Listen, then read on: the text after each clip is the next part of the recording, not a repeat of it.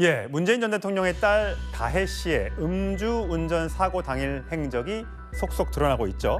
자, 아직까지 경찰에 출석하지 않았는데 언제 출석할 것이냐, 공개 소환할 것이냐, 비공개로 부를 것이냐, 또 어디로 부를 것이냐, 뭐 등등의 여러 가지 논란들이 있습니다. 국감에서도 논란이 됐었고요. 자, 먼저 문다혜 씨 관련된 가게 주인의 목소리 저희가 준비했습니다. 들어보시죠.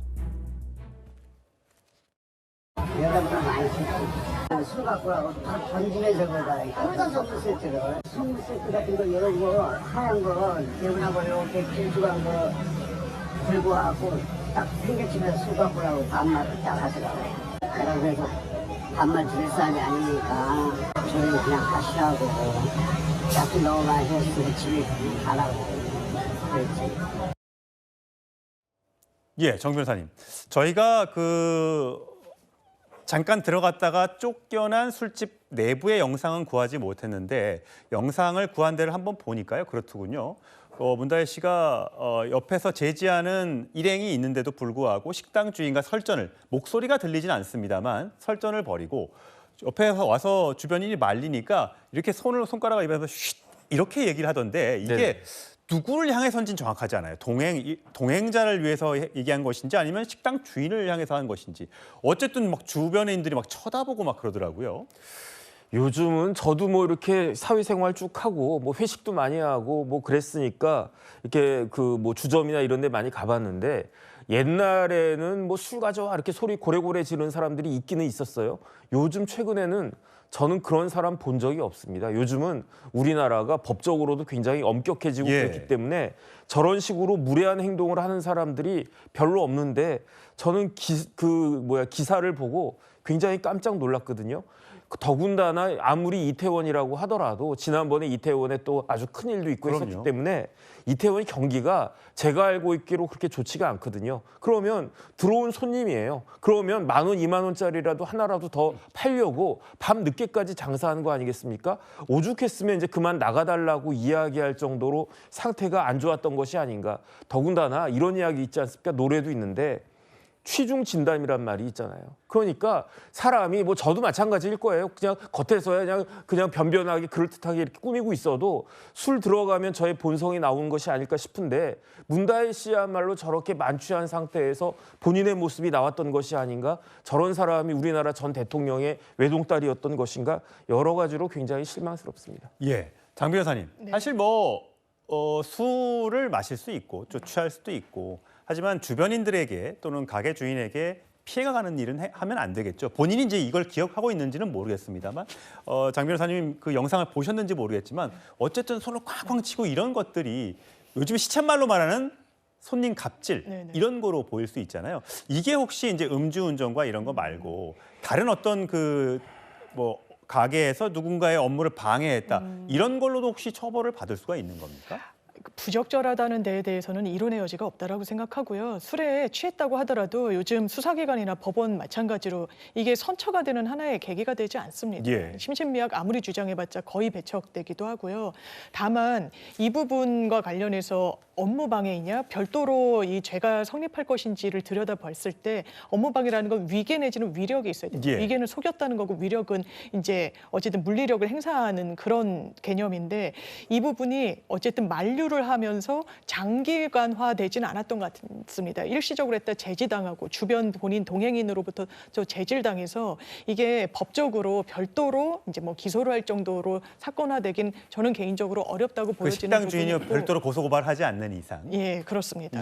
그리고 이 부분과 관련해서 음주운전과 관련해서는 이것도 뭐 유구무원입니다. 잘못했다는 건 뭐 너무나 당연한 거고요. 이렇게 만취 상태에서 이제 운전대를 잡았다는 부분에 대해서도 본인이 법적 처벌은 감내해야 될 것 같습니다. 서 변호사님, 이제 뭐 지인이 만약에 있었어요. 여러 사람은 같이 술을 먹을 수도 있고 뭐 몇 명이서 술을 소규모로 마실 수도 있고요. 근데 음주운전은 아까 화면에서 보셨던 것처럼 혼자 터덜터덜 걸어 나와서 차에 타고 갖다 사고를 내잖아요.